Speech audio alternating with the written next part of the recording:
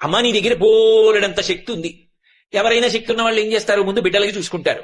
పెద్ద కొడుకు విఘ్నేశ్వరుడికి ఏమైనా చేద్దామంటే ఏం చెయ్యాలి? ఆయనే పరమశక్తివంతుడు, ఇంకా నువ్వు ఆయనకేం చెయ్యక్కర్లా.